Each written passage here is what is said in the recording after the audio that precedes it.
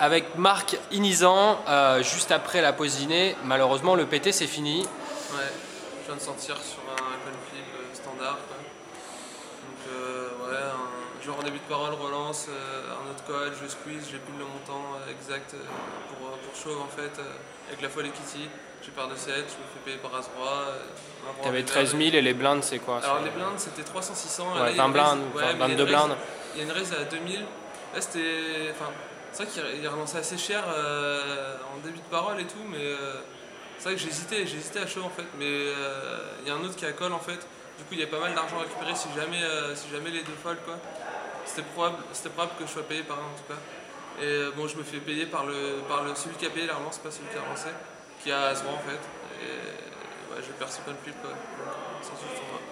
Donc t'es éliminé d'un EPT, mais c'est pas une si mauvaise semaine que ça, pardon. Ouais. Tu as fait ta finale d'un gros tournoi et tu es rentré dans l'équipe Winamax. Ouais. On peut revenir un peu là-dessus brièvement? Ouais.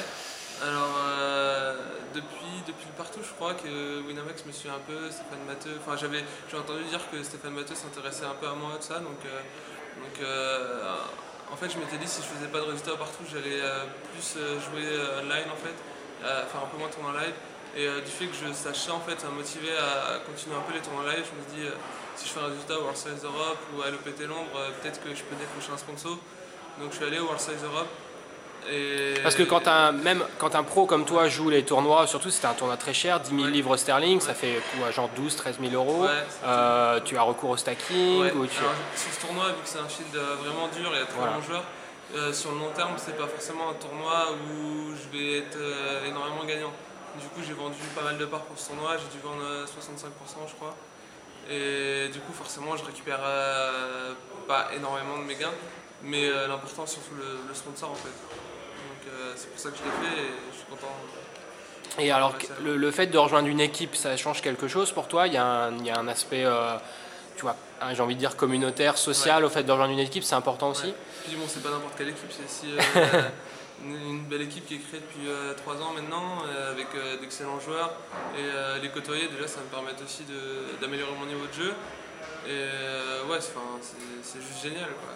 Il y a des joueurs avec qui tu t'entendais déjà bien avant de nous rejoindre? Il y a Manu B, je pense que c'est lui que je connaissais le plus. Sinon, Nicolas Lévy, là, que j'ai côtoyé pas mal pendant les World Series Europe, avec qui j'ai bien sympathisé. Sinon, c'est vrai que les autres, je les connais un peu moins. Enfin, je les connais bien sûr de leur parcours, mais moins personnellement. Au niveau du style de jeu, de qui tu te sentirais proche dans l'équipe? Je vais poser un petit peu les questions pièges. Alors, ouais, un peu à la circuit, je peux pas faire prétentieux, mais un peu ce style, voilà, un peu loose aggro comme ça. Ah, on peut s'attendre à des 4 bet light alors, des 5 bet light, ce genre de fantasy? Par contre, c'est vrai que pendant les World Series Europe, bizarrement, j'ai pas trop fait tout ça, quoi, mais parce que bon, les joueurs sont bons, ils savent ce qui se passe. Donc c'était pas forcément. C'était un coup à augmenter la variance, à sortir tôt les tournois. Donc il n'y a pas eu de coups énormément tendus? Pas trop, non, j'ai joué plutôt à peu près standard, quoi, et ça a bien marché.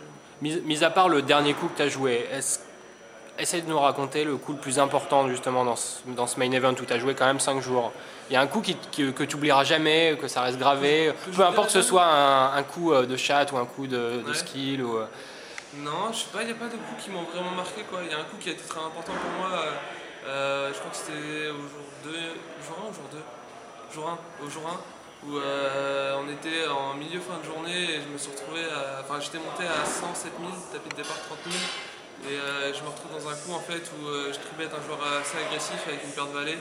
Et là il y a un gars qui était un peu en tilt et qui colle justement en tilt, limite en disant à toute la table bon allez je colle, mais c'est vraiment pour voir le flop, quoi.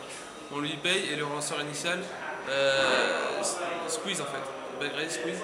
Et spot très difficile avec une paire de valets, c'est toujours impossible à jouer. Puis je le couvrais et tout. Et j'ai décidé en fait de 5 mètres call en fait, quoi. Donc je me suis battu contre lui pour un énorme pot, il avait as-roi en fait, comme flip que j'ai perdu, qui m'aurait fait passer à 170 000 quand l'average était quelque chose comme 50 000, quoi. Donc c'était vraiment un coup important, j'étais un peu dépité après avoir pas eu ce coup-là parce que j'aime bien jouer avec un gros tapis et souvent quand je démarre bien un tournoi, derrière j'arrive à bien m'en sortir. Et là jouer avec 50 000 blindes tout le tournoi, c'est ce que j'ai fait, mais j'aime pas me retrouver dans cette situation en fait, mais là, ça va, j'ai réussi à gérer ça. Et sinon, alors depuis que tu es présent sur le circuit international, est-ce qu'il y a un joueur qui a été particulièrement coriace, contre qui tu as du mal à jouer? Par exemple à Vegas ou ici Ouais. ou à Berlin. J'ai pas souvent retrouvé les mêmes joueurs en fait au total. Bah, évidemment quand Victor Bloom est arrivé à ma table à la fin du jour 1 avec un tapis monstrueux, c'est clair que voilà, moi j'aurais un gros tapis, je pense que ça aurait été compliqué contre lui quoi. Parce que bon ouais, il est bien connu sur internet, là, ce serait Isildur apparemment.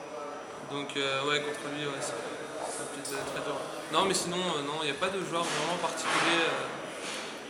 J'ai pas d'idée en tête. Ils sont tous très forts. Il y en a beaucoup de très forts en tout cas. J'aime bien les Allemands surtout, les Renkenmeier, Ouais. Rottenberg, ces joueurs-là, j'aime vraiment bien, ils jouent vraiment très bien. Ils peuvent être soit complètement fous, soit très solides, mais à chaque fois ils sont dangereux. Ils savent ce qu'ils font quoi, on voit qu'ils prennent bien leur spot, tout ça. Et j'aime bien ce genre de jeu aussi. Et sinon, qu'est-ce que tu as l'impression d'avoir appris ces 2 dernières années? En fait, depuis que je crois que l'un des premiers tournois où tu as fini payé, c'était au Canada, non? Un WPT, Niagara Falls. Ouais, c'était ça. Ouais. Si tu reviens dans le temps, tu repenses à cette époque-là, qu'est-ce qui a changé depuis au niveau de tes capacités? Ouais. Donc je m'étais qualifié sur ce tournoi-là, pour le premier tour au Canada, il y a 3 ans. Et je démarrais en fait le poker, ça faisait quoi? Ça faisait peut-être 4 mois que je m'étais mis au poker. Et C'est déjà incroyable d'arriver à se qualifier parce que c'est pas un truc anodin quand même de se qualifier pour un tournoi non, online. Moi, en fait, c'est ce qui m'a ça a été motivé, vite.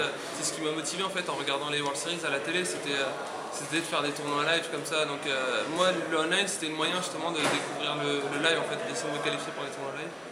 Et donc c'est ce que j'ai fait et j'ai l'impression d'avoir compris pas mal de choses à un moment parce que je commençais à gagner des tournois et tout, mais en fait quand je vois enfin, si on montrait comment je jouais avant, je pense que je me disais putain quelle fiche quoi. Parce que ouais, je connaissais pas grand chose en fait.